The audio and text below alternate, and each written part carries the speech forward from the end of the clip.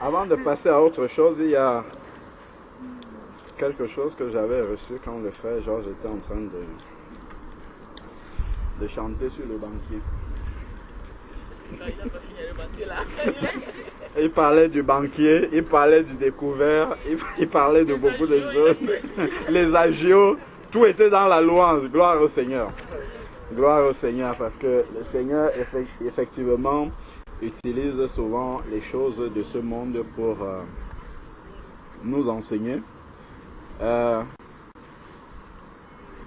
Si vous trouvez les versets, vous citez les références. Le Seigneur nous dit que nous avons tout pleinement en lui.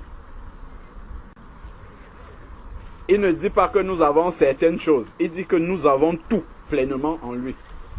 S'il dit que nous avons tout, ça veut dire qu'il ne nous manque que... C'est le Seigneur qui dit. Donc si nous disons qu'il nous manque quelque chose, c'est qu'un des deux a tort. Soit c'est le Seigneur qui a tort, soit c'est nous. Bon. Selon vous, qui a tort? S'il dit que nous avons tout pleinement en lui et que nous disons qu'il nous manque quelque chose, c'est que nous avons tort. Ça veut dire que ce qui nous manque, ce que nous croyons qu'il nous manque, il y a plusieurs possibilités. C'est là qu'il faut examiner, puisqu'on a compris maintenant que le problème ne vient pas du Seigneur. Lui, il a dit que nous avons tout pleinement en lui. Quand il dit que nous avons tout pleinement en lui, qu'est-ce que ça veut dire? Ça ne veut pas dire que nous avons un jet privé à nous, que nous avons la plus grande limousine pour nous, que nous avons, je ne sais pas moi, tout ce qui fait la richesse de ce monde-ci. En nous, tout cela est vanité. Quand il dit que nous avons tout pleinement en lui, c'est vraiment ce qui est dans son plan et qui nous rapproche de lui. Tout, le Seigneur nous dit dans... c'est 1 Corinthiens où il nous dit que les choses invisibles sont éternelles et les choses visibles sont passagères. 1 Corinthiens, si quelqu'un trouve la référence, il me donne, s'il vous plaît. Je me demande si ce n'est pas dans un verset 18, mais après maintenant le chapitre ne me revient pas à l'esprit. Donc, les choses invisibles sont éternelles et les choses visibles sont passagères. Donc, nos cœurs doivent s'attacher à ce qui est invisible, ce qu'on ne voit pas.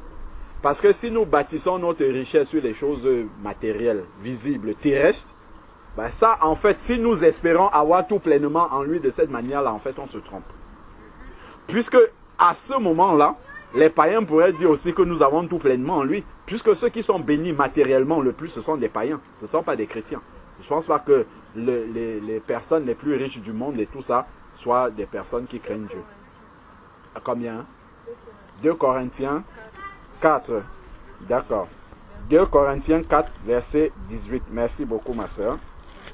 2 Corinthiens chapitre 4, verset 18 dit: aussi, nous regardons non point aux choses visibles. Voilà. Donc, si je veux regarder ce que j'ai pleinement en lui, il ne faut pas que je regarde les choses visibles. Parce que c'est quand je vais commencer à voir les choses visibles, c'est là que je vais me rendre compte qu'il me manque des choses, que je vais commencer à demander à Dieu. Alors que ces choses-là, Dieu ne dit pas qu'elles me manquent.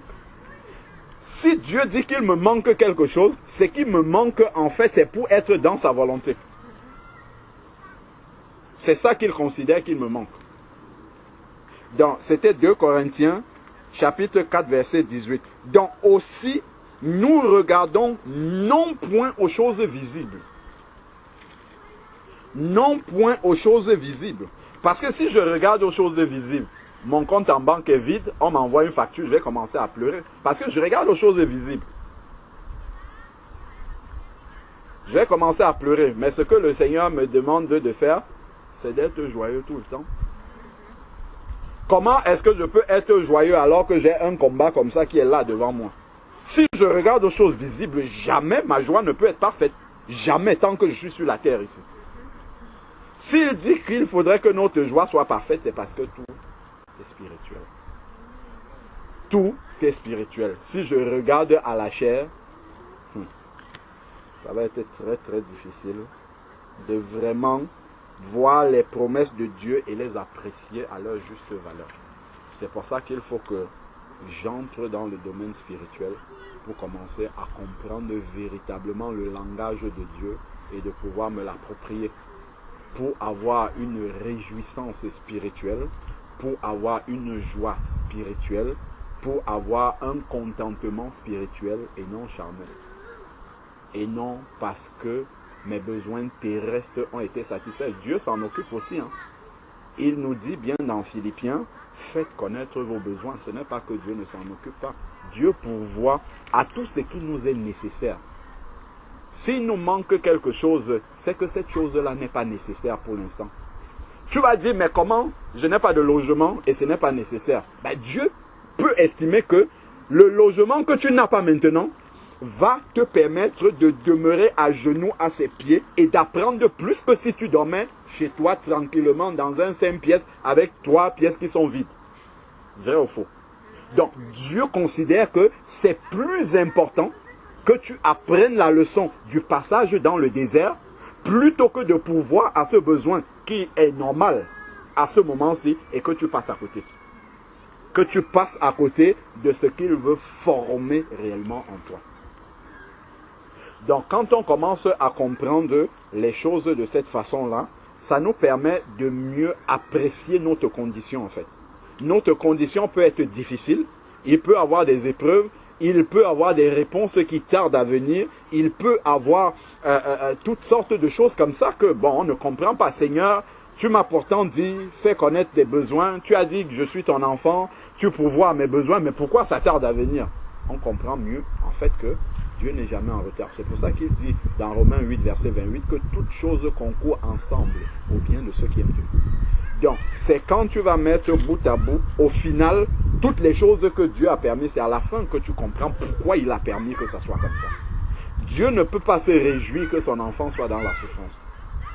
S'il permet la souffrance, c'est qu'il y a un gain plus important que de t'épargner la souffrance. Quand nous regardons dans Matthieu 4, il y a quelque chose d'assez frappant. Jésus-Christ, on a chanté tout à l'heure, il est le chemin, il est la vérité, il est la vie.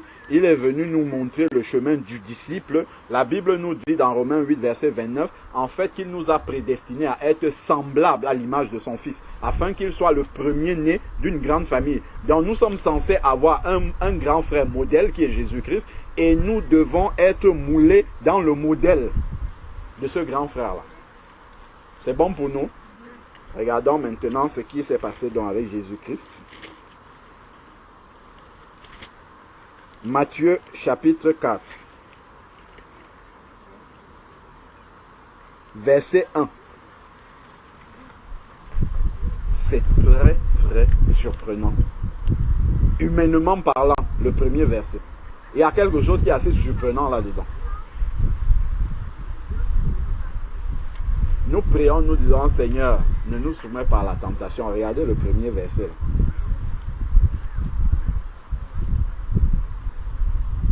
Qu'est-ce qui est écrit dans le premier verset? Matthieu chapitre 4, verset 1 dit, alors, ça c'est après le... je vais d'abord remonter plus haut. Ça va nous permettre de comprendre pourquoi le premier verset là. Regardez, il est écrit, Matthieu chapitre 3, prenons le verset 16, qui nous parle du baptême de Jésus et qui nous parle de ce qui s'est passé juste après le baptême de Jésus. Et ça, en fait, nous avons dit qu'il est le modèle que nous devons suivre, qu'il est, le modèle du disciple, parce qu'il est venu montrer le chemin. Et il nous dit également, comme on a dit tout à l'heure, dans Actes chapitre 4, verset 12, qu'il n'y a aucun nom qui a été donné par lequel les hommes doivent être sauvés que le nom de Jésus. S'il dit je suis le chemin, ça veut dire qu'il n'y a pas un autre chemin pour être disciple. Donc si quelqu'un veut emprunter un autre chemin en disant qu'il est disciple, il va se tromper. En fait, il ne sera pas disciple de Jésus-Christ. Il pourra être disciple de maman, de beaucoup d'autres choses dans ce monde, mais il ne sera pas disciple de Jésus-Christ. Si on veut, parce que disciple, en fait, c'est se discipliner pour suivre un maître. Et si on dit qu'on est disciple de Jésus-Christ, ça veut dire qu'on a pris l'engagement par notre baptême d'avoir une bonne conscience, c'est-à-dire de se discipliner pour suivre le modèle qu'est Jésus-Christ. Donc si maintenant, Jésus-Christ nous montre un modèle, quand on arrive devant le modèle, on dit, hey, on m'a dit tu seras la tête et non la queue. On m'a dit tu seras ceci. Pourquoi ma vie est comme ça? Mais regardons bien le modèle que nous avons choisi. Quand on te demande, quand tu es dans les eaux du baptême, on te demande est-ce que tu acceptes Jésus-Christ comme ton Seigneur et ton Sauveur? Quand tu dis oui, en fait c'est un engagement que tu es en train de prendre. Tu es en train de dire que je me conforme à suivre sa vie telle qu'elle est. Si on me montre le chemin par lequel Jésus-Christ est passé, même s'il est Dieu, je m'engage sur ce chemin-là. C'est ça en fait que nous avons pris comme engagement en passant dans les eaux du baptême. Ce n'est pas un petit engagement. Le Seigneur ne nous abandonne pas sur ce chemin-là, il vient avec nous. Il a dit dans Matthieu 28, verset 20, et voici, je suis avec vous tous les jours jusqu'à la fin du monde. Mais il faut connaître ce chemin-là. Il faut savoir la nature de ce chemin-là. Sinon après on peut être surpris. Le Seigneur le dit hein, dans Luc chapitre 14, on pourra le lire après. Il dit, quel est celui qui veut construire une maison qui ne s'assied pas d'abord pour calculer la dépense? Donc, s'il dit qu'il y a une dépense, ça veut dire qu'il y a des choses à dépenser. Il y a un combat à mener. Quand on regarde dans les 7 lettres aux églises, Apocalypse 2 et 3, Jésus va toujours dire à celui qui vaincra, je lui donnerai. On ne peut pas vaincre s'il n'y a pas d'adversaire. On ne peut pas vaincre s'il n'y a pas de combat. On ne peut pas vaincre s'il n'y a pas la possibilité de perdre aussi. Donc tout ça, c'est très important en fait à comprendre. On est parti du tout pleinement en lui. Hein. Il ne nous manque rien. On va revenir sur le banquier et tout ça et comprendre pourquoi je disais que ça a trait à ça. Donc, regardons donc le modèle que nous avons tous choisi. Nous avons dit que nous acceptons Jésus-Christ comme notre Seigneur, donc comme notre modèle. Aussitôt baptisé, Jésus sortit des eaux. Et voici les cieux s'ouvrir. On le connaît. Quand nous sortons des eaux, désormais, Dieu nous connaît. Les cieux s'ouvrir. On est content. Il vit une colombe comme il vit l'Esprit de Dieu descendre comme une colombe. Indispensable. Il faut que l'Esprit de Dieu vienne. Parce que le chemin sur lequel Dieu va nous engager, si le Saint-Esprit n'est pas là, on ne peut pas marcher sur ce chemin-là. C'est pour ça que dès qu'il sort de l'eau comme ça, on parle de sortir de l'immersion. Hein. Ce n'est pas sortir du cours d'eau, c'est sortir de l'immersion. Dès qu'il sort de l'immersion comme ça, tout de suite, il faut que le Saint-Esprit vienne pour le sceller. Parce que dès cet instant-là, il y a des choses qui vont commencer. Il y a des choses qui vont commencer dès cet instant-là. Il y a des combats qui vont commencer dès cet instant-là. Je fais une petite parenthèse. Allons dans le livre d'Apocalypse et après on va revenir dans Matthieu. Apocalypse chapitre 12. Apocalypse chapitre 12.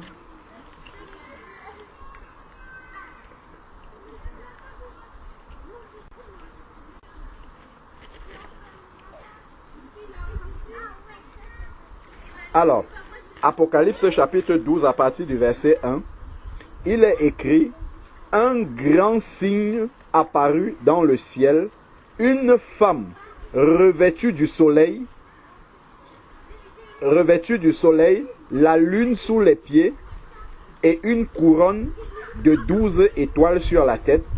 Elle était enceinte et elle criait dans le travail et les douleurs de l'enfantement. Elle criait dans le travail et les douleurs de l'enfantement. Un autre signe, verset 3, apparut dans le ciel, et voici un grand dragon rouge, feu, qui avait 7 têtes et 10 cornes, et sur ses têtes 7 diadèmes. Sa queue entraînait le tiers des étoiles du ciel et les jetait sur la terre. Le dragon, on sait bien qui c'est. Le dragon se tient debout devant la femme. Regardons bien. Le dragon se tient debout devant la femme qui allait enfanter afin de dévorer son enfant. Le dragon se tient devant la femme qui allait enfanter afin de dévorer son enfant dès qu'il aurait enfanté. Elle enfanta un fils, un mâle qui doit paître toutes les nations avec un sceptre de fer. On comprend de qui on parle. On parle de Jésus-Christ.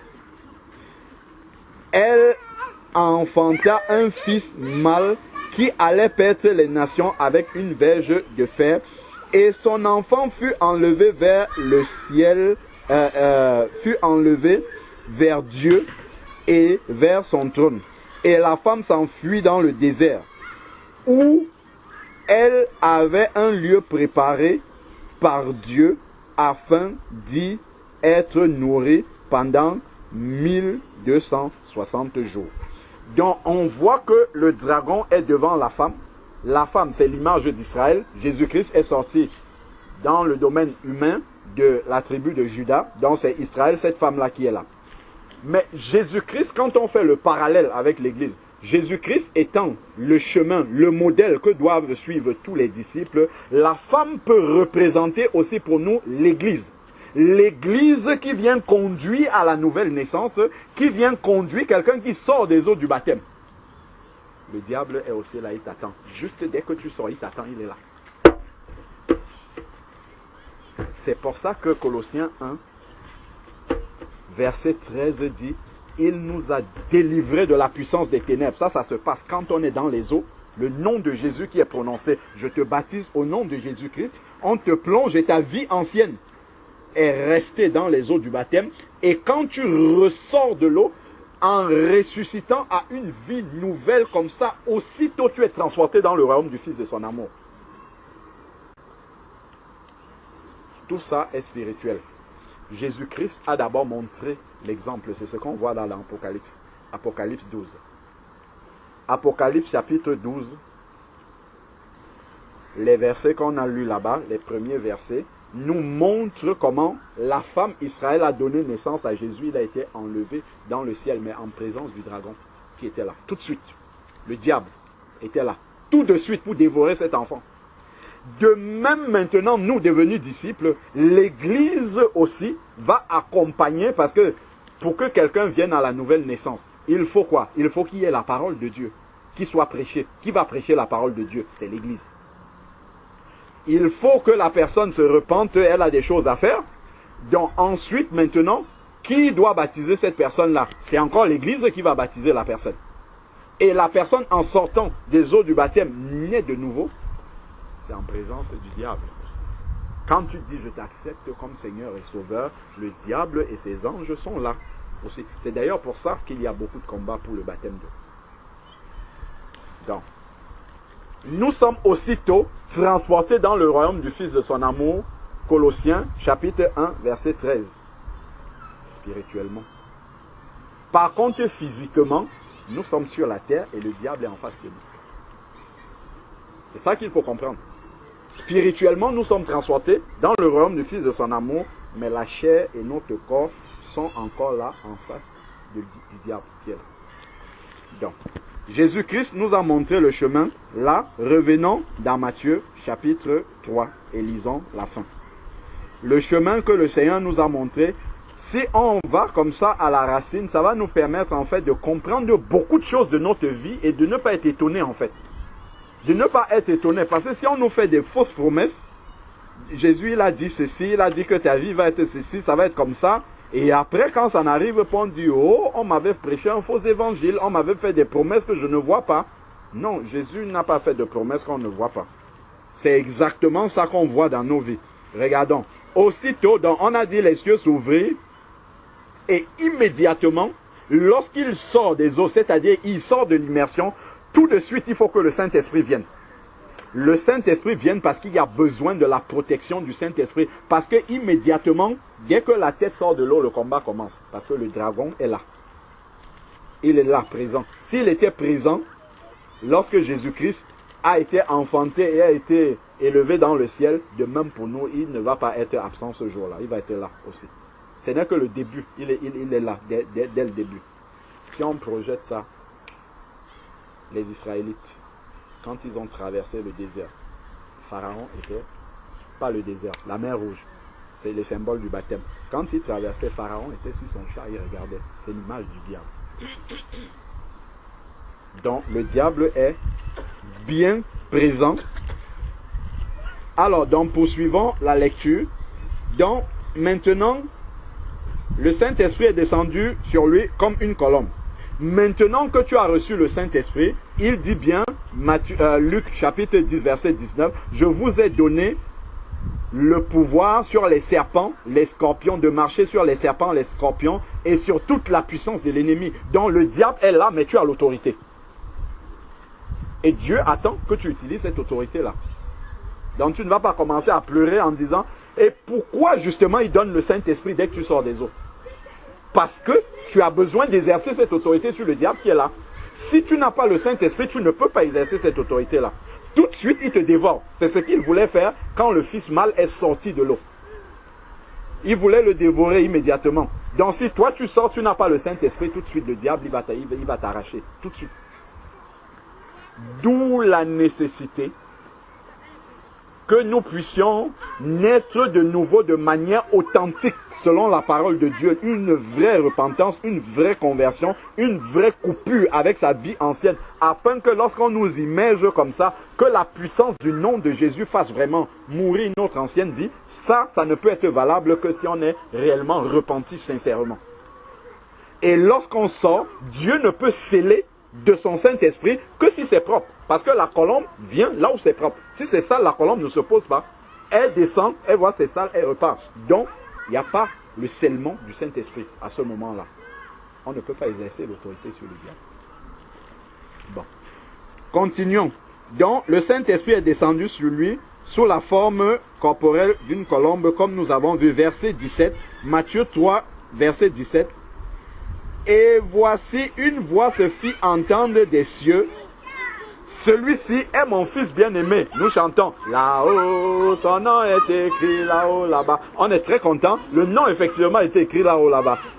Mais c'est le début aussi. C'est le début de beaucoup de choses aussi. Sauf qu'on n'est pas seul dans ce qui commence là. C'est le début de l'affront avec le diable. C'est le début de l'affront avec le dragon qui est présent à ce moment-là. Donc, effectivement, la parole vient, celui-ci est mon fils bien-aimé en qui j'ai mis toute mon affection. Je suis devenu un enfant de Dieu parce que j'ai reçu le Saint-Esprit de Dieu. Je suis passé dans les eaux du baptême. Maintenant, voici le chemin sur lequel le Seigneur nous amène. Regardons ça. Immédiatement, quand les Israélites sortent du désert, de la mer Rouge, ayant traversé à sec, c'était un miracle, hein? C'est Dieu qui a fait ça. Immédiatement, dès qu'ils sortent, qu'est-ce qu'il y a devant eux? Exode chapitre 14.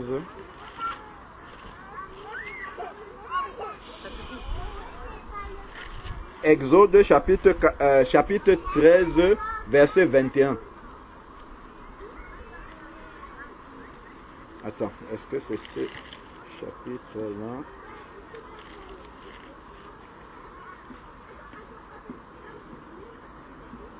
Alors,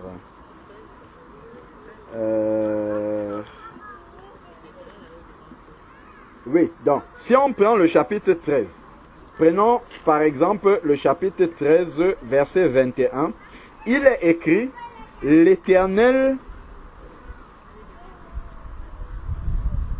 Donc, l'Éternel allait devant eux le jour dans une colonne de nuée pour les guider sur le chemin. Et la nuit dans une colonne de feu pour les éclairer. Ça, c'est l'image du Saint-Esprit. Immédiatement. afin qu'il marche jour et nuit. La colonne de nuée ne se retirait pas, tout comme le Saint-Esprit ne se retire pas d'un enfant de Dieu véritable devant le peuple pendant le jour, ni la colonne de nuée pendant la nuit. Donc, nous voyons comment le Seigneur lui-même a conduit les Israélites. Chapitre 14. L'Éternel parla à Moïse et dit, parle aux Israélites pour qu'ils se détournent et qu'ils campent à Pi-Hahiroth, entre Migdol et la mer vis-à-vis de Baal-Téphon. Donc, c'est en face de ce lieu que vous camperez près de la mer. Pharaon dira, les Israélites, ils se sont égarés dans le pays. Le désert s'est refermé sur eux. J'endurcirai le cœur du Pharaon. Pharaon, c'est qui? C'est l'image du diable qui est là. C'est ça, hein, c'est la traversée. Dès la traversée de la mer Rouge, on voit le paysage qu'il y a autour. Les Israélites vont traverser. Pharaon est là, mais le Saint-Esprit est là tout de suite pour sceller le peuple. Parce que sans la colonne de nuée, le peuple ne sait pas où aller. Et Pharaon va les rattraper. Donc de même, nous aussi, si en sortant des eaux du baptême, si Dieu ne nous scelle pas directement du Saint-Esprit, la présence du dragon va nous nuire tout de suite, immédiatement. Donc, ensuite maintenant, donc on va essayer de gagner du temps. Donc on a compris le parallèle. Après on peut lire tout Exode 14. On ne va pas perdre du temps dessus. Donc revenons à Jésus-Christ. Chapitre 4. Le verset qui nous a amené ici là. Donc on a compris le contexte maintenant. Maintenant on va entrer dans le vif. Alors Jésus fut emmené par l'Esprit. De même que dans Exode 13, c'est la colonne de nuée et la colonne de feu qui a amené les Israélites dans le désert. Après avoir traversé la mer Rouge, c'est la colonne de nuée et de feu qui les a dirigés vers le désert. De même, Jésus nous montre l'exemple.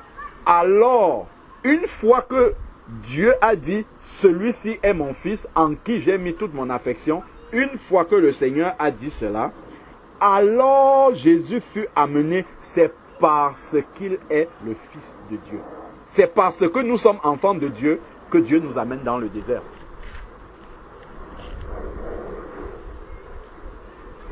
Est-ce qu'on comprend ça? C'est parce que nous sommes enfants de Dieu que Dieu nous amène dans les épreuves. Si nous ne sommes pas ses enfants, il nous laisse, il ne nous amène pas dans le désert. Il peut nous laisser vivre comme ça. C'est parce que nous sommes ses enfants qu'il nous amène dans le désert. Parce que là-bas, il pourra nous éduquer comme il faut. Dans les épreuves. Dans les choses qu'on ne comprend pas. Parce que le désert, les Israélites ont vu Dieu agir en Égypte les 10 plaies. Ils ont vu Dieu séparer la mer en deux. Ils ont traversé. Tout est merveilleux. Maintenant que Dieu a manifesté suffisamment sa puissance aux Israélites, ce qu'il veut, c'est que désormais les Israélites puissent avoir confiance en lui sans voir. C'est ça l'image du désert. Dans le désert, on a une étendue à perte de vue de sable. Il n'y a pas de magasin pour faire des achats, il n'y a rien là-bas. Leurs habits même, la Bible dit que pendant 40 ans, Dieu a maintenu leurs habits, leurs souliers même n'ont pas été abîmés. Donc, dans le désert, c'est l'image du fait que l'homme est seul avec Dieu. Il y a le ciel sur notre tête et à perte de vue, il n'y a que le sable. Donc, c'est le terrain de la confiance à Dieu. On ne voit plus rien, mais il faut croire. Et c'est ça, en fait, que Dieu fait dans la vie de chacun de ses enfants dès que tu sors des eaux du baptême. Dieu veut désormais que tu crois parce que tu as lu que c'est écrit. Point. Amen, amen. Dieu a dit dans sa parole. Donc, c'est ça. Point à la ligne. C'est tellement... Comment dire? malheureux, j'ai envie de dire ça comme ça, de voir tellement des personnes qui sont pourtant, je crois peut-être c'est un défaut d'enseignement, c'est parce qu'on n'enseigne pas les gens là-dessus, des enfants de Dieu tellement dans la plainte, dans la misère, il me manque ça, je n'ai pas ça, je ne vois pas ceci, toujours en train de se plaindre. On se plaint, on se plaint, on se plaint. Oh, j'ai tel problème, oh, c'est ceci, où est Dieu? Où est... Parce qu'on n'a pas compris ces choses-là. C'est Dieu qui nous amène dans le désert pour que nous ayons confiance en lui. C'est facile de dire, oh Seigneur, je crois en toi quand mon compte est blindé et tout va bien. C'est moins facile de lui dire quand la facture arrive et qu'il n'y a rien sur le compte. Lui dit maintenant, Seigneur, je t'aime et je sais que tu vas te glorifier. Là, ça pèse à sortir de ma bouche. Mais c'est à ça que Dieu veut nous amener. C'est à ça. Pourquoi? Parce qu'il a dit, je pourvoirai à vos besoins. Dieu a besoin que quand je dis, Seigneur, je sais que tu pourvois à mes besoins, que d'abord je me tourne en fermant mes yeux pour dire ça, je regarde autour de moi, il n'y a pas la solution. Il n'y a rien, il n'y a pas d'issue, il n'y a pas de porte de sortie. Et quand j'ai vu qu'il n'y a rien, effectivement, je lève les yeux, je vois qu'il y a quand même le ciel, d'où me viendra le secours, c'est d'en haut. Seigneur, même si je ne vois rien venir, si c'est le travail que je cherche, Seigneur, on rejette toutes mes demandes d'emploi. Seigneur, on rejette toutes mes demandes de logement, on rejette, je ne sais pas, tout ce qu'il y a dans ce monde-là qu'on peut demander. Tout est rejeté, je ne vois aucune solution. Si je cherche l'enfant, tout est négatif. On m'a dit, tu n'auras jamais d'enfant. Je ne sais pas, toutes les bénédictions que les gens recherchent là, on met ça là-dedans. Je ne vois rien. Mais Seigneur, comme tu as dit que j'ai un héritage en toi, je le crois, point. Je crois que ce que tu dis est la vérité. C'est ça que Dieu veut nous enseigner par le désert. Et plus rapidement on a compris ça, moins long le désert sera pour nous. Donc, le désert maintenant a plusieurs formes. Il n'y a pas un seul désert. Hein. Tu passes un premier désert, quand tu sors, tu vois un peu l'herbe. Tu campes un peu, après, dès que tu avances un peu, il y a un nouveau encore devant. C'est comme ça que ça se passe. Parce que s'il y avait un seul désert, ça serait trop facile. Parce que la foi doit grandir, grandir, grandir, grandir, grandir, jusqu'à ce que tu sois dans la barre comme ça, tu vois la vague s'élever jusqu'ici, la tempête. Quand tu regardes, tu vois Jésus dans la barre, tu dis tout va bien. Même si ça secoue comment?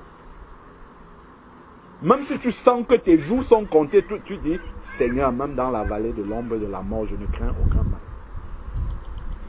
Le désert a cela pour but, que quand nous confessons, parce que en fait, connaître la parole de Dieu, c'est très bien. Confesser cette parole-là, c'est aussi bien. Mais ce que Dieu veut, c'est que lorsque nous confessons cette parole-là, que nous croyons ce que nous sommes en train de dire. C'est ça qui manque. C'est ça le but du désert. Le désert là est indispensable dans nos vies pour comprendre, pour avoir confiance en Dieu.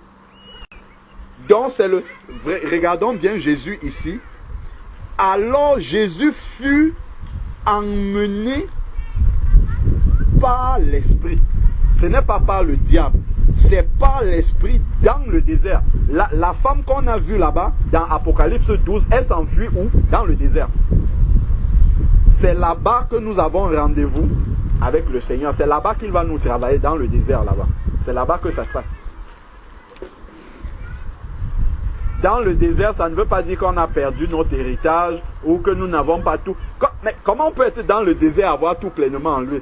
C'est extraordinaire. Hein? Si ce n'est pas par l'esprit qu'on prend ça, on est dans le désert. Au désert, il te manque tout. Tu n'as pas d'eau, tu n'as même pas de vêtements, tu n'as pas de tente pour dormir, tu n'as rien, mais il faut que ta bouche confesse que j'ai tout pleinement en lui, même si mes yeux ne voient pas. C'est à cette dimension-là de la foi que le Seigneur veut nous amener. À ce moment-là, notre témoignage deviendra puissant. Parce que là, quand... Merci Seigneur. Sautons un peu, juste pour justifier ce que je suis en train de dire là. Sautons le début. On a lu juste le premier verset de Matthieu 4. Regardons le verset 17. Non. Laissons d'abord pas le verset 17. Euh, euh, alors, est-ce que... Non, Luc donne une précision que Matthieu ne donne pas. Allons regarder un peu... Luc 3 aussi, hein, donne la même chose. Et il y a une petite précision qui est donnée, qui est très, très, très importante. Alors, voilà. C'est dans Luc. Donc, Jésus a été dans le désert. Regardez Luc chapitre 4, verset 1.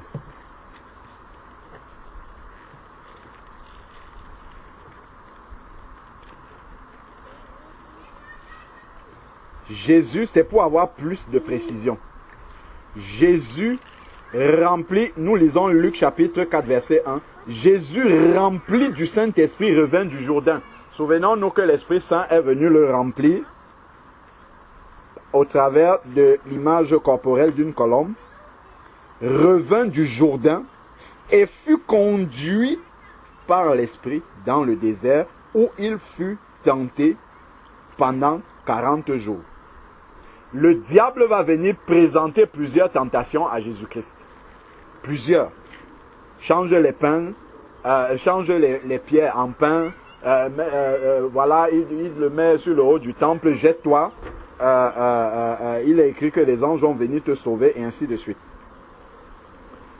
Après maintenant qu'il soit passé par cette tentation-là, il est dans le désert. Hein. Il est dans le désert. Et dans ce désert-là, le diable va le tenter. Et ensuite, au verset 13 de Luc 4, après avoir achevé de le tenter, le diable s'éloigna jusqu'à la prochaine occasion. Regardons dans le verset 14. Qu'est-ce qui est écrit?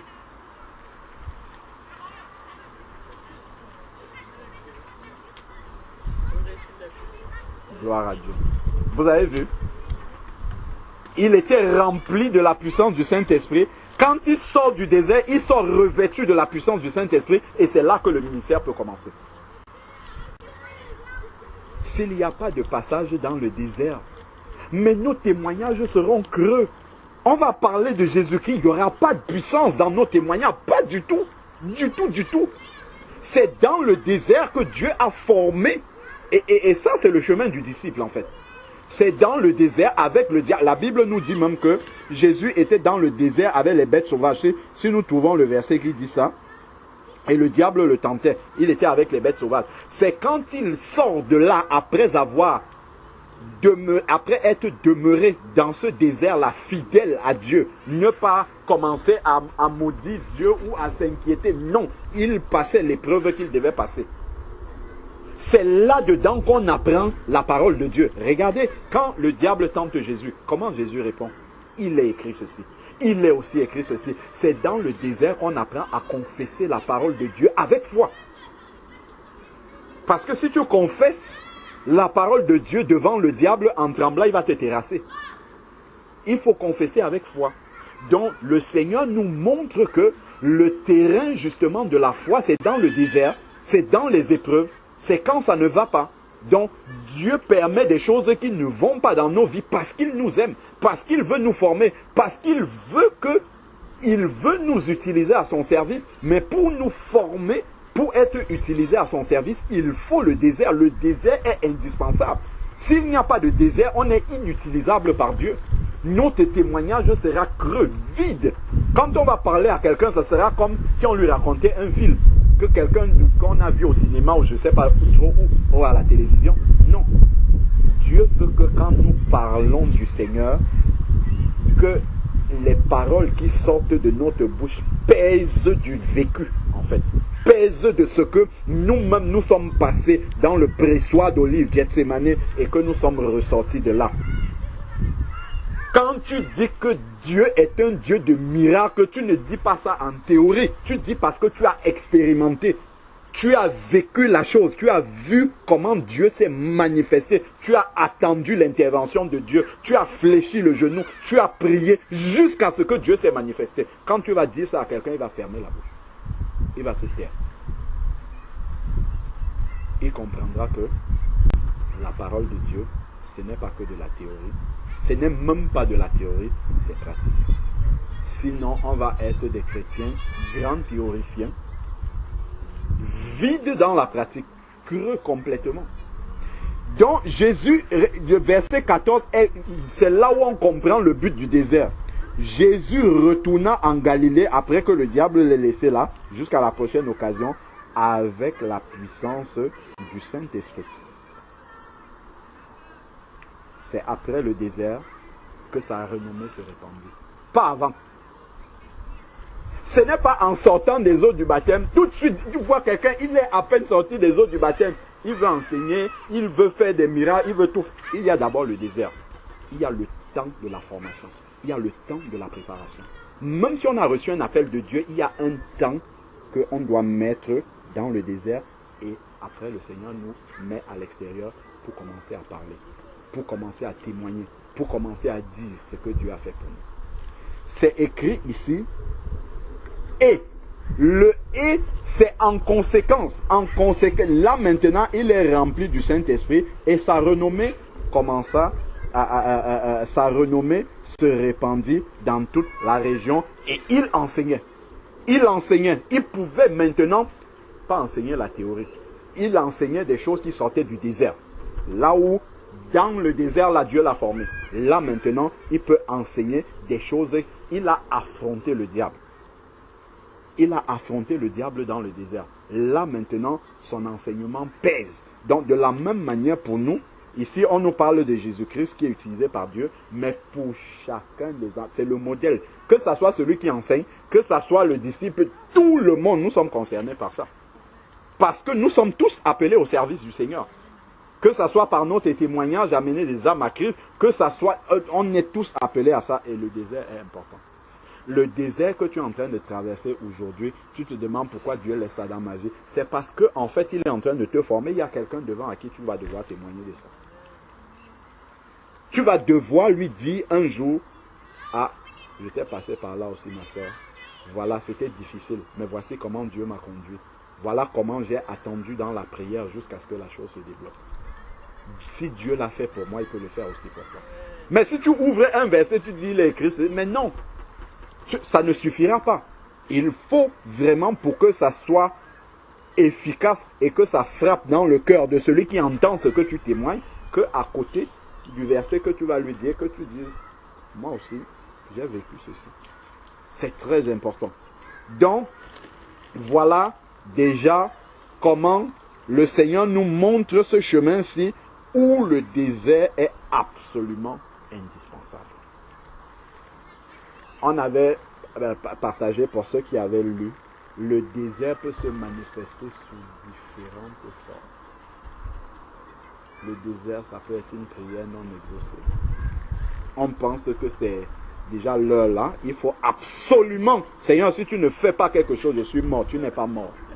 Tu es bien vivant tant que tu as l'Esprit de Dieu. Et tu ne mourras pas. Tu seras toujours vivant. Dans cette épreuve-là, tu seras vivant, tu ne vas pas mourir. Tu ne peux mourir que si le Seigneur a décidé, mais il n'a pas décidé. Tu vas rester, tu seras bien vivant, tu vas affronter cette épreuve-là jusqu'au bout. Seigneur, je veux mourir. Non, tu ne vas pas mourir. 1 Corinthiens chapitre 10, verset 13 dit, il ne nous est survenu aucune tentation qui ne soit humaine et c'est lui qui donne le chemin aussi pour s'en sortir. Donc si tu dis je veux mourir, ça veut dire que Dieu t'a donné une tentation qui est inhumaine. Donc ça va t'écraser et tu vas mourir. Non, il dose à la limite de ce que tu peux affronter. Si tu es nouvellement converti, Dieu ne va pas te donner un désert que celui qui a 10 ans de conversion. Ah, c'est pas la même chose. Parce que, en fait, celui qui avance dans le Seigneur a compris déjà certaines choses. Il a déjà certaines clés. Il y a des choses qu'il peut déjà accepter, vivre plus, comment dire, avec plus de sagesse, avec moins de questionnement que celui qui sort des eaux du baptême et qui se pose toutes les questions. Donc, c'est important, en fait, de bien comprendre cela. La prière peut être non exaucée alors qu'on pense qu'il y a urgence. Je ne sais pas moi, on peut avoir un collègue pénible, mais avec qui on doit rester tous les jours. On peut avoir un mari pénible, une femme pénible, on prie rien comme ça. Parce qu'on a besoin de ça. Le désert, ne regardons pas seulement les factures, je dis même les relations humaines. Ça, c'est même d'ailleurs le premier désert. Parce que là, en fait, ça travaille le fruit de l'esprit. Ça développe le fruit de... C'est un désert, en fait. Et il faut accepter. Oh non, Seigneur, oh, change-moi dans tes pays, change-moi de lieu. Fais que je ne vois plus la paix. Non, tu restes là, si tu es à ta place là-bas. Oui, dans la maison, c'est encore mieux même. C'est le meilleur désert. Oui, on peut avoir des enfants têtus, voilà encore. Tu peux avoir des enfants qui t'en font voir des vertes et des pas mûrs. Ça là, c'est un désert. Il faut fléchir les genoux pour prier. Il faut affronter, il faut demander la sagesse. Il faut endurer ça pour que le fruit de l'esprit se forme en fait, se forme à l'intérieur de nous. C'est important en fait, hein, quand on voit, et nul n'est exemple de ça. Hein. Si Dieu nous épargne, ça c'est qu'il ne nous aime pas. Oh, Dieu nous aime beaucoup. C'est ce qui est écrit, je crois, dans Hébreu. S'il nous épargne, ça c'est qu'il ne nous aime pas. Mais comme Dieu nous aime, il va laisser ça là. C'est là. Tant que ça accomplit un travail dans notre vie, et on doit encore dire merci Seigneur. Parce qu'on ne doit pas se plaindre du désert. Puisque le désert est un acte d'amour de Dieu. Comment Dieu peut manifester? C'est pour ça que je disais au début que c'est spirituel. Si c'est dans la chair, on a commencé par les choses invisibles. Si c'est qu'on veut voir ça visuellement, attends. Tu vas peut-être, je ne sais pas si tu aimes ton mari, ou bien, tu vas peut-être faire la chose que tu penses qui va tellement lui plaire. Quand tu viens la réponse qu'il va te donner, tu vas regretter pourquoi tu as voulu faire ça. Alors que tu voulais bien faire. C'est le désert. Dis que c'est Dieu simplement. C'est de lui que la louange doit venir. Seigneur, j'ai fait ça parce que même si l'homme ne reconnaît pas. Parce que si tu attends la reconnaissance de l'homme, tu seras déçu, ça va te faire mal. Seigneur, j'ai fait ça parce que tu me demandes de le faire. Ça peut être un ami, un parent qui est vraiment difficile, avec qui on doit quoi. En plus, Dieu nous demande de rechercher la paix avec tous les hommes. Il ne nous demande pas de les fuir. On doit rester avec eux et rechercher la paix. Et ça peut être très difficile quand ils ne sont pas convertis. Parce que le converti, encore, tu vas dire, bon, ma soeur, il est écrit que si tu as un différend avec ton frère, prends-le à part. Mais tu vas dire ça à un converti, ça, tu n'as même pas à lui dire ça déjà, parce qu'il ne comprend pas de quoi tu parles. Mais et tout ça, en fait, c'est ce avec quoi nous payons tous les jours. Si tu n'as pas ça à la maison, tu as ça au travail. Si tu n'as pas ça au travail, tu auras ça dans la famille. Si tu n'as pas ça, ça déjà, c'est le premier désert qu'on a. Mettre en pratique ce que Jésus nous dit. Si on te gifle à gauche, montre la droite, ainsi. Tout ça dans toutes nos relations, on a ça, sûrement. Donc, il faut accepter la chose comme ça, le désert comme ça, en sachant que Dieu est en train d'accomplir vraiment la patience en nous. Il est en train... Et tout cela, c'est le fruit de l'esprit. La patience, la maîtrise de soi, l'amour, la joie, malgré que tu vois les factures qui arrivent, il n'y a pas d'argent. C'est ça qui te fait avoir une joie céleste. Hein. Ce n'est pas la joie charnelle. Tu vas dire, oh, non, c'est la joie céleste. Parce que, en fait, tu ne vois pas les choses, mais le seul fait de savoir que Dieu aussi sait que tu es dans cette situation, c'est ça qui réjouit ton cœur. Parce que tu te dis, non, Dieu n'est pas surpris par ce qui arrive. Dieu aura certainement, même si je ne vois pas, Dieu lui-même, il saura comment il va démêler ça. Le moment venu, il y aura une issue. Et c'est ça qui te rassure. C'est ça qui te procure la joie. Parce que tu sais, en fait, que ce qui te procure l'épreuve peut t'attrister, mais ce qui te procure la joie, c'est de savoir en fait que tu es, comme l'apôtre Paul dit, que nous devons travailler à notre salut. Donc, tu sais que tu es en train de travailler en équipe en fait avec Dieu pour ton salut, pour la croissance de Christ en toi, pour que Christ soit formé en toi. C'est ça qui va t'encourager et te réjouir dans l'épreuve. Ce n'est pas l'épreuve directement. L'épreuve ne peut que te déboussoler parce que tu prends par la chair. Mais quand tu prends ça par l'esprit, tu comprends que en fait, ah tiens, il y a un travail qui est en train de se faire. Spirituellement, je suis gagnant dans ce qui est en train de se faire. Dieu est en train de m'amener à un autre stade. Donc je vais travailler la patience, je vais travailler le fruit, la maîtrise de soi, je vais travailler la joie, l'amour, ainsi de suite, malgré tous ces combats-là. En réalité, qu'est-ce qui est en train de grandir? Le fruit de l'esprit, dont Jésus revient rempli du Saint-Esprit. Si ces différentes manifestations du fruit de l'esprit arrivent à maturité en nous, on ne peut qu'être rempli du Saint-Esprit. Et faire maintenant le travail que le Seigneur nous demande de faire. Prenons Éphésiens chapitre 1. Le frère parlait du banquier. Éphésiens chapitre 1. Il y a un autre verset que vous allez trouver pour moi, parce que je me souviens du verset, mais la référence ne me revient pas. Éphésiens chapitre 1 dit, nous avons compris que le Seigneur nous amène dans le désert pour que nous puissions croire sans avoir vu. C'est ça la définition de la foi. Sauf que la définition ne suffit pas. Il faut qu'il nous apprenne la définition. Quand on dit comme ça, la foi c'est la ferme assurance des choses qu'on espère, la démonstration de c'est très beau. C'est Hébreux 11. C'est très beau, mais il a besoin que ça fasse partie de nous en fait. Il a besoin que ça ne soit pas seulement dans la tête, que ça soit dans le cœur, que ça soit ancré en fait en nous. C'est pour ça que le désert est nécessaire. C'est une phrase comme ça, mais cette phrase-là, pour qu'elle entre dans notre cœur, waouh! Quand Dieu dit par exemple, on partageait dessus une fois sur Skype, quand Dieu dit par exemple que celui qui lui obéit, il vient habiter en nous. Si nous croyons un seul instant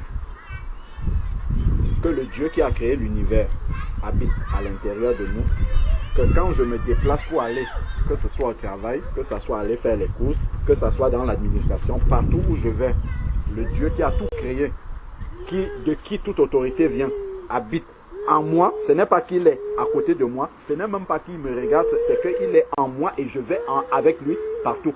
Si seulement je crois une minute à ça, c'est pourtant écrit, hein, mais si je crois en ça, ça change ma vie radicalement, immédiatement. Parce que en fait, dans toute situation dans laquelle je me retrouve, le seul fait de me rappeler de cela, il n'y a rien qui peut m'amener à paniquer. Rien du tout. Si je sais que tout ce qui est à l'extérieur de moi est soumis à celui qui est à l'intérieur de moi, mais il n'y a rien à l'extérieur qui peut m'effrayer. C'est parce qu'on ne le croit pas encore. On a besoin que notre foi soit travaillée. Ce sont pourtant des versets qu'on connaît par cœur. Hein? On croit, oh, je suis le temple du Saint-Esprit, Dieu habite en moi, Dieu en esprit. Ça sort vite, mais dans la pratique, et pour que ça sorte maintenant, parce que ce qui est vrai, c'est ce que nous pratiquons. Ce n'est pas ce que nous savons intellectuellement. Ça, ce n'est pas... Pour Dieu, ce qui compte vraiment, c'est ce qu'il nous voit mettre en pratique. S'il nous voit mettre en pratique une parole qui est écrite dans la Bible, il va dire que oui, là je vois sœur Daniel, elle est dans son travail, elle est persécutée, mais elle supporte ça. Elle fléchit les genoux, elle prie encore pour ceux qui la persécutent. Oui, ce verset-là, c'est vrai pour elle. Dans son cœur, elle connaît vraiment ce verset. Mais si elle récite juste le verset, et que dès que quelqu'un lui dit ah, elle dit hey, tu m'as bien regardé, pourquoi tu m'as... Non, Dieu il considère que ce verset-là, tu ne le connais pas. Même s'il est dans ta tête et que tu peux réciter, donner la référence, Dieu il considère que tu ne connais pas ce verset-là. Donc c'est pour ça qu'il faut ouvrir les yeux et voir comme Dieu voit. Donc s'il ne nous voit pas pratiquer un verset, il dira ça là il ne connaît pas. Donc il faut que je le lui enseigne. Et comment il enseigne? C'est qu'il nous amène dans la salle de classe, le désert.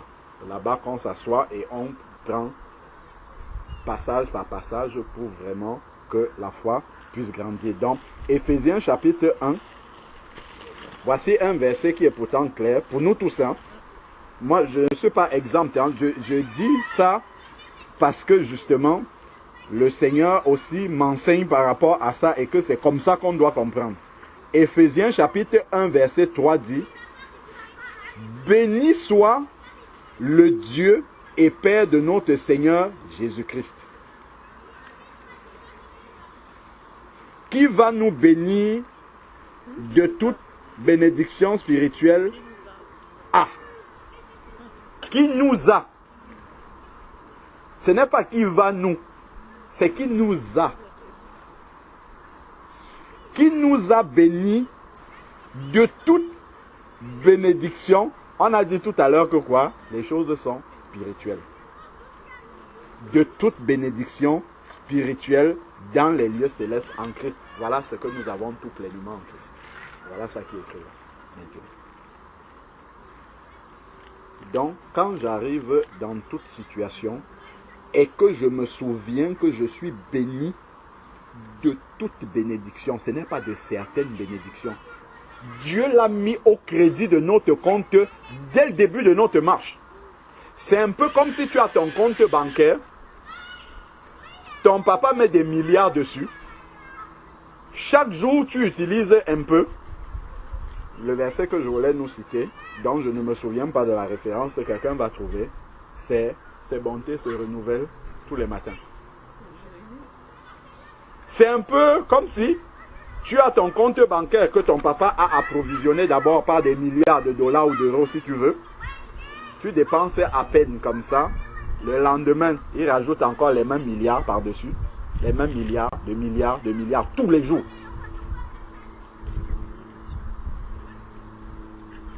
Si je commence à réaliser que c'est ça que Dieu fait, je ne peux plus être un mendiant dans la prière. Je ne peux plus me comporter comme s'il me manquait tout. C'est tout cela qui nous montre que le désert est indispensable. Pour nous apprendre le verset 1 là, le verset 3 d'Éphésiens 1, on a besoin, c'est simple comme ça, mais si Dieu nous fait écouter nos propres prières quand nous sommes dans le besoin, ben ce verset-là, on l'a oublié depuis longtemps.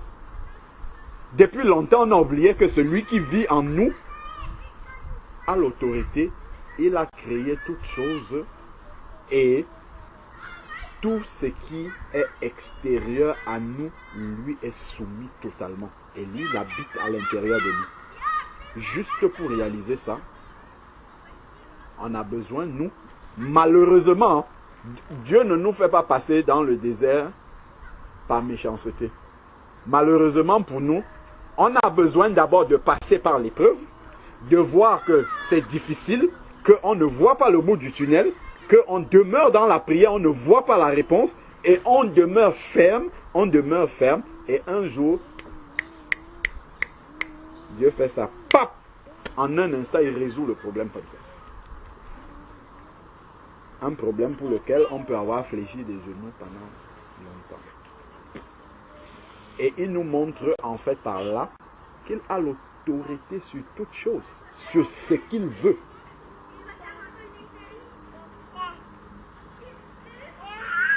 C'est ça que Dieu veut nous amener à comprendre. Nous avons tout pleinement en lui.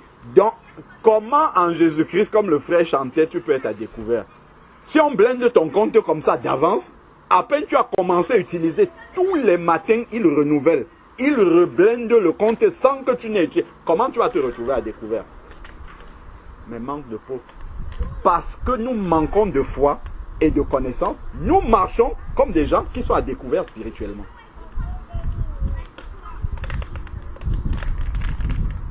C'est pour ça que Dieu a besoin de nous amener dans le désert pour nous enseigner, mon fils, ma fille, tu n'es pas à découvert. Je suis ton père et j'ai pourvu à ton corps. Il y a tout ce qu'il faut dedans.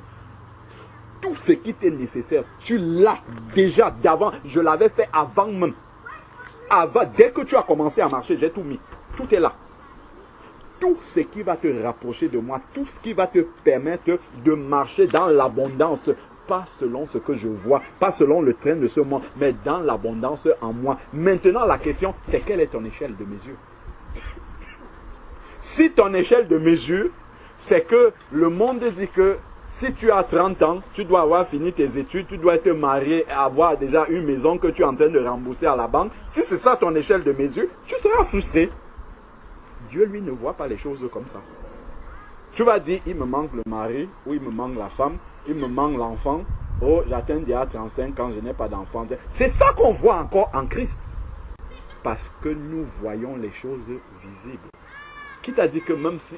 Qui t'a dit déjà que le projet de Dieu, c'était que tu aies des enfants? Qui t'a dit que le projet de Dieu, c'était que tu te maries? Soit, ça peut être le projet de Dieu. Qui t'a dit que c'est le moment maintenant? Si tu as un mari maintenant, tu vas peut-être aller dans une souffrance que Dieu veut t'épargner. Tu dis, oh, tous les jours, je fléchis les genoux. Seigneur, regarde l'âge qui passe. Je n'ai toujours pas de mari, personne ne s'approche de moi. Oh Seigneur, si le Seigneur pouvait te donner une vision ou même un songe, il te montre pendant une journée dans le mariage, tu vas dire merci Seigneur, je te remercie de ce que je suis encore seul. C'est tout cela. En fait, nous devons comprendre vraiment le plan que le Seigneur a commencé à dérouler dans notre vie et l'apprécier spirituellement. Et comprendre que non, ce que Dieu est en train de faire dans notre vie, c'est un travail spirituel. Là, quand l'épreuve arrive, je vais d'abord regarder, checker un peu dans ma vie, est-ce que je n'ai pas désobéi à Dieu? Parce que je peux désobéir et ça entraîne des choses dans ma vie. Seigneur, si j'ai désobéi, montre-moi en quoi j'ai désobéi. Je te demande pardon, je me repens et Dieu va corriger très vite. Maintenant, si ce n'est pas la conséquence d'une désobéissance, et que Dieu a permis quand même qu'une situation puisse arriver et perdurer dans ma vie, Seigneur, qu'est-ce que je dois comprendre? Qu'est-ce que tu veux m'enseigner? Qu'est-ce que réellement je dois capitaliser, gagner comme croissance dans cette épreuve? C'est ça qui doit être ma question. Ce n'est pas il faut que ça finisse. Oh, ça a déjà trop duré. Oh, si tu commences à regarder la montre, si tu commences à parler du temps à Dieu, c'est qu'il va te dire, assois-toi dans le désert. Cette place-là, construis une tente. Parce que tu vas rester là pendant un petit moment. Construis ta tente là. Comme les Israélites parfois, Dieu leur disait, construisez le camp ici. Parce que vous allez rester là pendant un petit moment. Donc, c'est ça que Dieu veut. Si tu commences à vouloir te presser en regardant la montre, Dieu va dire non, assieds-toi ici là, il y a quelque chose que tu dois comprendre, construis la tente là, pose-toi là, je vais t'enseigner quelque chose. Quand on a compris déjà que voilà le travail que Dieu est en train de faire dans nos vies et qu'il y a un but rempli du Saint-Esprit quand il revient du désert, on accepte la chose avec joie. Le désert n'est jamais fini, mais ce qu'on a déjà emmagasiné comme fruit de l'Esprit, dans ce qu'on a déjà traversé comme désert, Dieu commence à nous utiliser là-dedans. Et ça commence à être abondant. Il dit bien, celui qui croit en moi, des fleuves d'eau vive couleront de son sein. C'est-à-dire que l'abondance, en fait, de la vie cachée que tu as en Christ, de l'expérience que tu as en Christ, déborde tellement en toi que nécessairement Dieu va amener des personnes à qui il faudra que tu partages la chose. C'est ça le but que Dieu veut faire. Mais il faut que tu passes victorieusement l'épreuve. Parce que, comme les Israélites ont fait, qu'est-ce qu'ils ont commencé à faire? Ce que nous faisons. En Corinthiens chapitre 10, ils ont commencé à... Le frère Zacordian disait que murmure. Avec les murmures, on construit les murs et on reste dans les 4 murs. Avec les murmures, on construit les murs et on reste dans les 4 murs. C'est pour ça qu'on n'avance pas. Mais c'est ça. Mur, on construit les murs et on reste dans les 4 murs, on n'avance pas. Voilà pourquoi ça n'avance pas. Parce qu'on murmure. Ben, les Israélites, ils murmuraient beaucoup, donc ils n'avançaient pas. Ou ils tournaient en rond comme ça. La colonne de nuit faisait en sorte qu'ils tournaient en rond. On n'avance pas. Parce qu'on murmure. Au lieu de murmurer, de toute façon, murmurer, ça ne change rien. Ça, au lieu de murmurer, c'est de demander au Seigneur, Seigneur, comment, qu'est-ce que je dois comprendre, qu'est-ce qu'il y a dans cette épreuve, où est-ce que tu veux m'amener, qu'est-ce que tu veux construire en moi. Seigneur, vraiment, donne-moi d'être soumis, d'écouter la voix de ton esprit et de ne pas regarder seulement la solution qui doit arriver, de ne pas crier, certes, il peut avoir des échéances, il peut avoir des limites de dates que les hommes ont mis, mais ton calendrier, dans tous les cas de figure, tu es capable de renverser le calendrier. Tu es capable de renverser totalement le calendrier sans demander l'autorisation d'un être humain. Donc c'est vraiment important de pouvoir expérimenter cela, de pouvoir avoir cette attitude-là de cœur lorsqu'on est devant le Seigneur.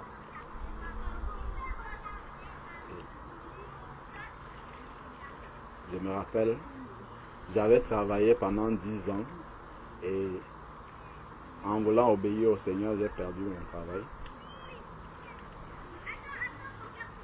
Dans la prière, je demandais, Seigneur, qu'est-ce qu'il y a à comprendre là-dedans? Le temps est passé, le temps est passé.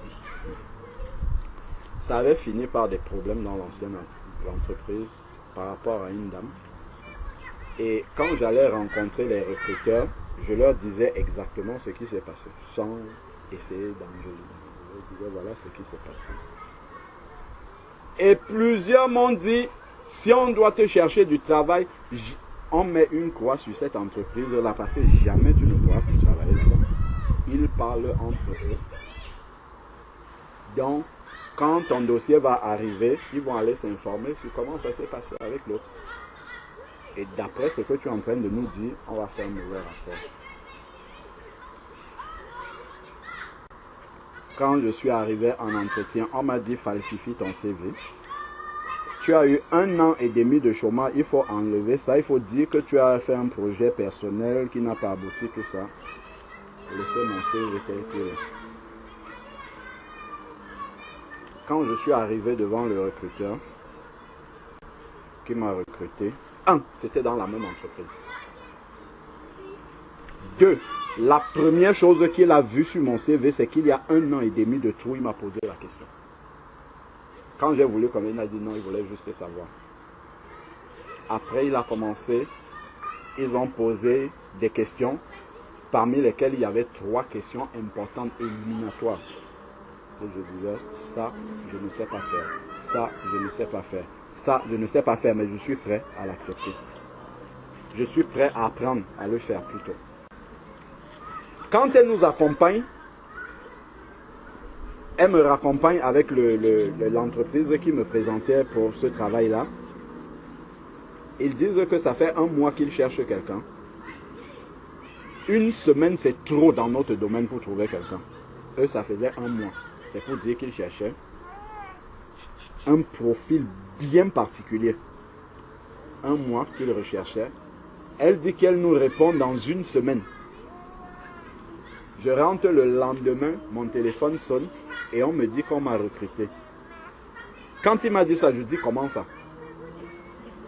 Il dit tu n'es pas content? Il dit il faut que tu acceptes aujourd'hui. Je lui dis attends, je vais réfléchir. La même entreprise, après 1 an et demi de chômage, il me recrute immédiatement après que je sois passé des entretiens. En fait, Dieu montre qu'il est capable de... Ça faisait 1 an et demi que il est capable de débloquer quelque chose qui a même 30 ans. Il peut...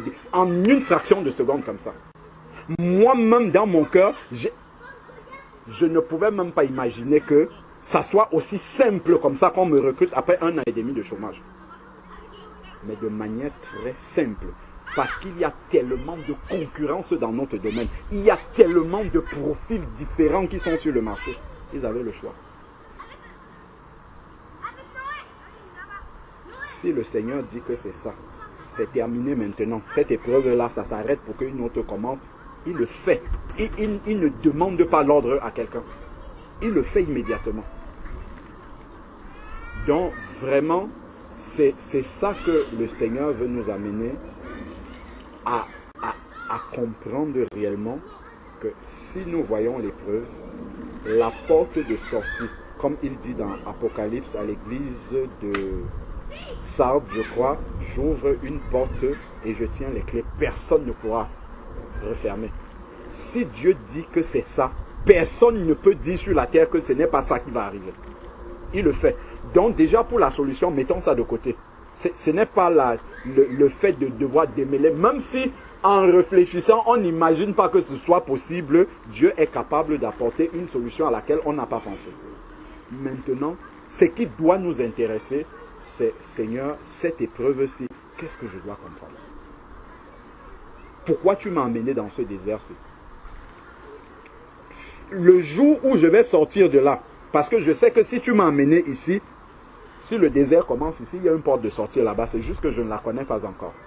Donc avant que tu ne me montres la porte de sortie, qu'est-ce que je dois avoir compris? C'est ça en fait, c'est sur ça que nous devons rester. C'est ça qui doit être le sujet de notre préoccupation véritable dans l'épreuve. Qu'est-ce qui doit grandir? Qu'est-ce qui doit encore, comment dire, arriver à maturité à l'intérieur de nous? Quels sont les doutes qui doivent encore tomber? Quelles sont les assurances que j'ai dans ma... Pour moi, le travail, c'était une assurance de vie. Avoir fini les études, je n'ai pas connu de parcours, comment dire, dans le parcours études et professionnelles, je n'ai pas connu d'accident. En fait, pour moi, ça doit toujours rouler comme ça. Mais en fait, le Seigneur m'a arrêté d'abord avec l'ancienne mission où il y a eu des problèmes et j'ai perdu le travail finalement. Attends, quand ça se passe bien, ce n'est pas parce que tu sais faire des choses. Je vais un peu te laisser pour que tu vois comment, si ma main n'est pas là, comment ça peut se passer. Une personne, mais qui te pourrit la vie tous les matins, en plus tu dois prier. Pour me mettre comme ça et faire une réunion avec cette personne tous les jours, il fallait que je fléchisse les genoux pour que quand elle parle, que je puisse entendre ça sans lui répondre. Tous les jours. J'avais la possibilité de dire à mon entreprise, c'est terminé, je ne veux plus de ça.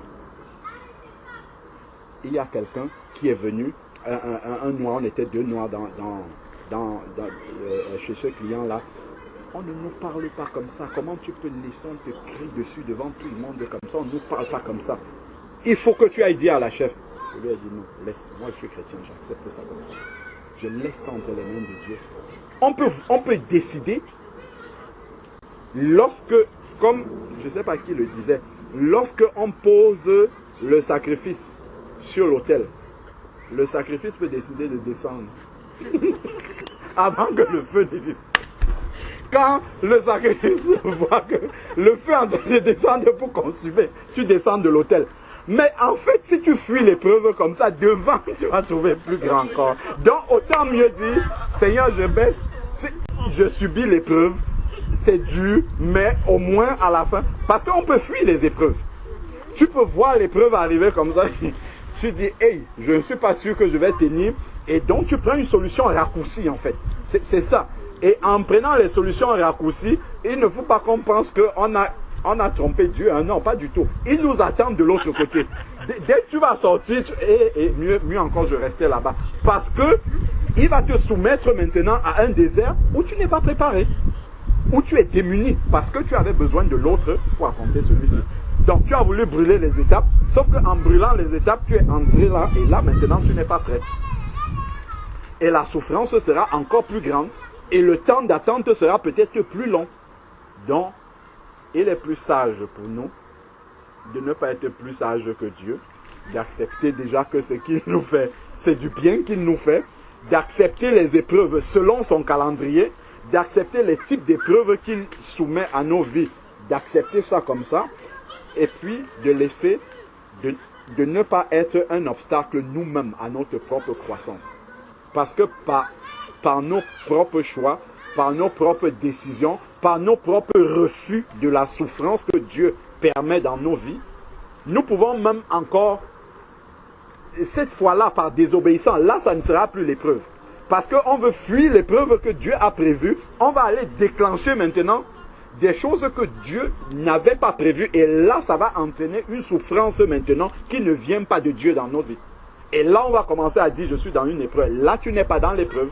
C'est la désobéissance qui t'a amené là-dedans. Parce que tu voulais contourner, fuir une épreuve. Et là, tu allais ouvrir la porte maintenant à quelque chose qui arrive dans ta vie. Qui, en réalité, c'est l'ennemi maintenant. Tu as ouvert une porte à l'ennemi. Et l'ennemi est entré et il fait ce qu'il est en train de faire. Donc, c'est pour cela qu'en fait, il faut qu'on soit vraiment alerte spirituellement pour ne pas, comment dire, avancer avec les, comment dire, avec les yeux fermés sur le plan de Dieu dans nos vies. Le plan que Dieu a pour chacune de nos vies est merveilleux. Ça peut ne pas être merveilleux pour la chair, mais c'est vraiment merveilleux pour notre esprit. C'est vraiment merveilleux au final, même pour la chair, là, c'est merveilleux au final pour elle. Sauf que la chair ne comprend pas les choses au bon moment. C'est quand la chair a vu qu'elle commence à comprendre, qu'elle commence à accepter. Est-ce qu'on comprend? C'est quand la chair a vu déjà la solution. Quand on t'a déjà appelé, on dit demain viens commencer le travail. Oh, je bénis l'Éternel. Oh, Dieu est merveilleux. Il fallait dire avant, dès que tu as fini la prière sans le travail, c'est là qu'il faut. L'esprit, lui, le dit déjà. Mais la chair, elle va dire ça le jour où il y aura toute la garantie, toute la confirmation. Peut-être même tu auras déjà commencé le travail là maintenant pour parler du travail. Oui, oui, quand le salaire est déjà sur le compte. Quand tu as consulté le compte, tu as vu que le compte est bon. Oui, là tu dis, vraiment Seigneur, je bénis ton Seigneur. Comme si quand il avait dit, avant là, il ne devait pas le faire. Il devait le faire. Donc, c'est tout cela en fait que le Seigneur veut amener dans nos vies pour qu'on marche comme ça par la foi de manière naturelle. Parce que si on marche par la foi de manière naturelle, Dieu n'a pas besoin de faire les épreuves dans nos vies. Il n'y a plus besoin de ça. Il n'y a plus besoin que les épreuves soient là pour nous enseigner. Puisqu'on a déjà acquis réellement, il n'y aura pas d'épreuves dans le ciel, puisque la foi sera complète. Il n'y a pas besoin d'épreuves là-bas. On aura une foi complète et entière. Donc voilà un peu quelques versets. Donc ne marchons pas comme des personnes qui sont à découvert spirituellement, sachant que notre Père a pourvu déjà d'avance. Il y a revenez. Il y a tout ce dont nous avons besoin pour que le plan de Dieu s'accomplisse. Il y a des choses que nous demandons au Seigneur, que le Seigneur ne nous accorde pas parce qu'il veut que nous patientons. Pour certains, Dieu ne veut pas nous les accorder parce que cela peut nous empêcher d'avoir quelque chose de plus grand spirituellement avec lui. Il faut qu'on accepte ça comme ça et que l'on comprenne en fait que nous ne sommes pas dépourvus. Au contraire, nous avons un héritage qui est complet, comme le Seigneur dit, et qu'il illumine les yeux de notre cœur pour que nous comprenions que cet héritage-là est complet et qu'on ne doit pas s'inquiéter en fait pour les lendemains, ainsi de suite. Comme le Seigneur dit lui-même, les oiseaux ne sèment ni ne moissonnent, mais Dieu les nourrit tous les jours. Donc on ne doit pas s'inquiéter pour les choses de la vie. Recherchons à grandir, à ce que Christ soit formé en nous, que cela soit le sujet de notre préoccupation, sachant que les épreuves dans notre vie accomplissent ce dessein-là. Ça accomplit que Christ doit être formé avec toute la manifestation du fruit de l'Esprit en nous. C'est ça que Dieu vise. C'est ça que Dieu veut pour nos vies. Donc, sachons que nous sommes entrés, dès la sortie des eaux du baptême, dès la nouvelle naissance, nous sommes entrés dans ce plan-là.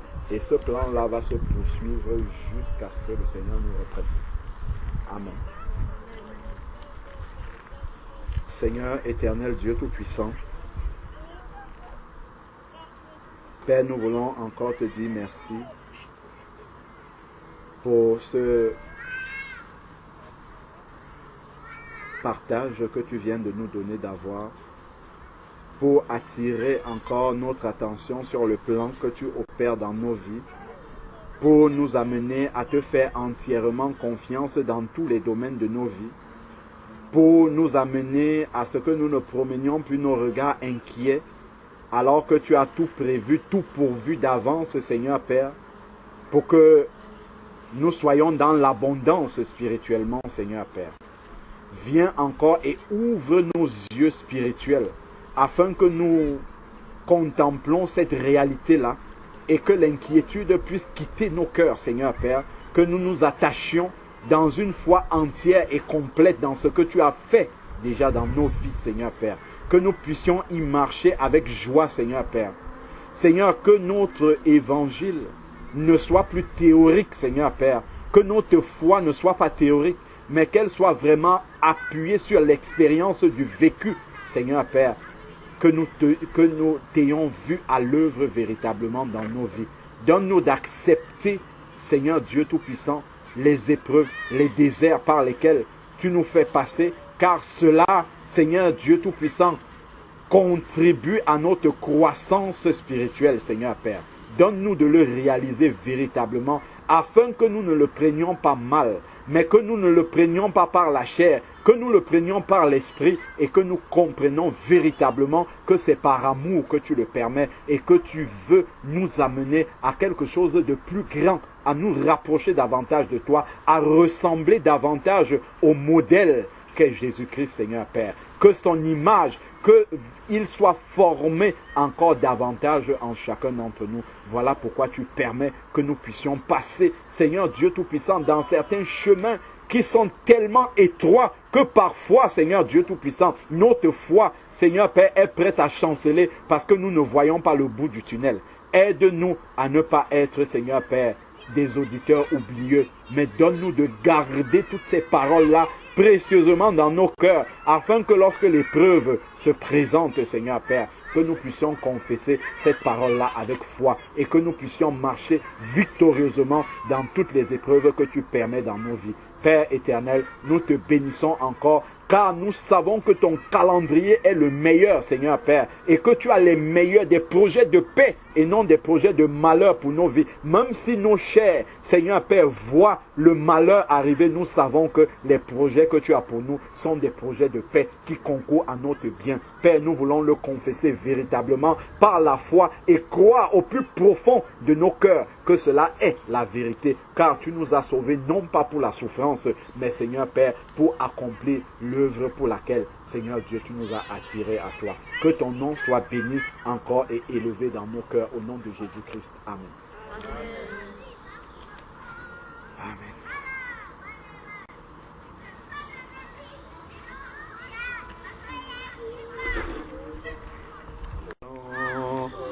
Dieu, tu es bon pour moi, tu es bon.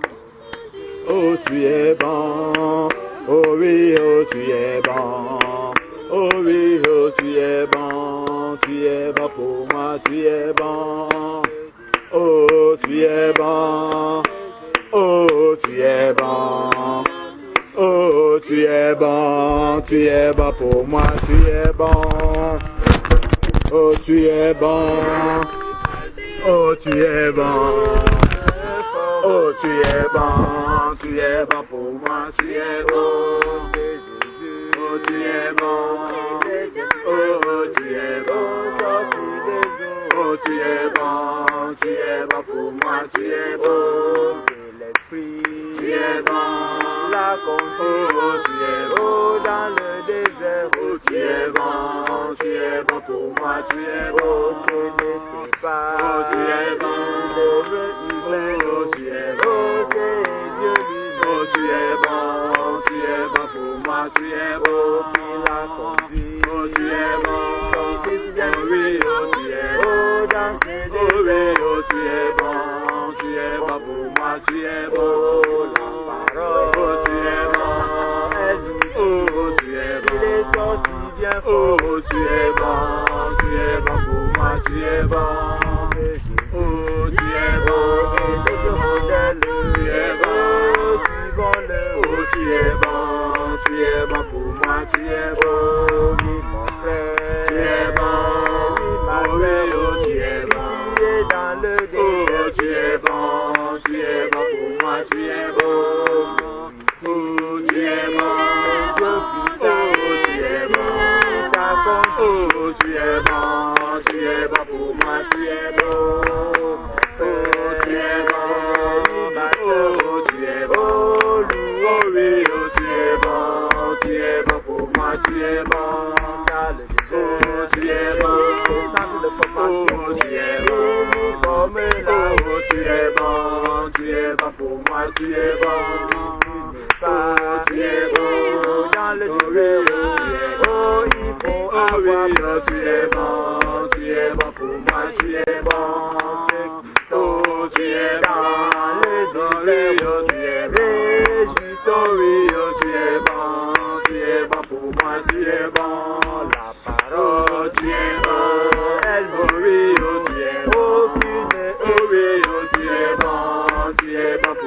tu es bon, oh oui, tu es bon, oh oui, oh tu es bon, le moyen de nous en sortir, oh tu es bon pour moi, tu es bon, quand je suis, oh tu es bon, dans les feux, tu es bon, je dois demander, oh tu es bon pour moi, tu es bon, oh mon Dieu, oh tu es bon, est-ce que tu veux m'enlever, oh tu es bon, oh dans ce désert, oh tu es bon pour moi, tu es bon, oh tu es bon dans le désert, oh tu es bon, oh dans les épreuves, oh tu es bon pour moi, tu es bon, nous formons, oh tu es bon, Jésus nous forme, oh tu es bon, oh dans le désert, oh tu es bon pour moi, tu es bon, si je sors, oh tu es bon, oh oui, oh tu es bon, oh par la chair, oh tu es bon pour moi, tu es bon, la souffrance, oh tu es bon, sera plus grande, oh tu es bon, oh mon frère, oh tu es bon pour moi, tu es bon, ne suis pas, oh tu es bon, le désert, oh tu es bon, oh n'échappe pas, oh tu es bon pour moi, tu es bon, reste-y, oh tu es bon, jusqu'à ce que Dieu, oh tu es bon, accomplit, oh oui, oh tu es bon pour moi, tu es bon, lorsque Jésus, oh tu es bon, sors du désert, oh tu es bon, tu es bien formé, oh tu es bon pour moi, tu es bon, le fruit de l'esprit, oh tu es bon, va apparaître, oh tu es rempli du Saint, oh tu es bon pour moi, tu es bon, c'est que Jésus, oh tu es bon, a vécu, oh tu es bon, nous le vivons, oh tu es bon pour moi, tu es bon, soyons dans la joie, oh tu es bon, dans le désert, oh tu es bon, même si je ne vois que du sable, oh tu es bon pour moi, tu es bon, regarde au ciel, oh tu es bon, le ciel ne disparaît pas, oh tu es bon, il est toujours là, oh tu es bon pour moi, tu es bon, la Bible dit, oh tu es bon, fais de la terre, oh tu es bon, oh son marchepied, oh tu es bon pour moi, tu es bon, et du ciel, oh tu es bon, oh son trône, oh tu es bon, donc si le ciel est là, oh tu es bon pour moi, tu es bon, c'est que tu es bon aussi, et là, oh tu es bon, oh sois dans la joie, oh tu es bon pour moi, tu es bon, regarde le ciel, tu es bon, vois le oui, oh tu es bon, contemple ce feu, oh tu es bon pour moi, tu es bon, merci papa, tu es bon, pour ton oui, oh tu es bon, oh je sais que tu es là, oh tu es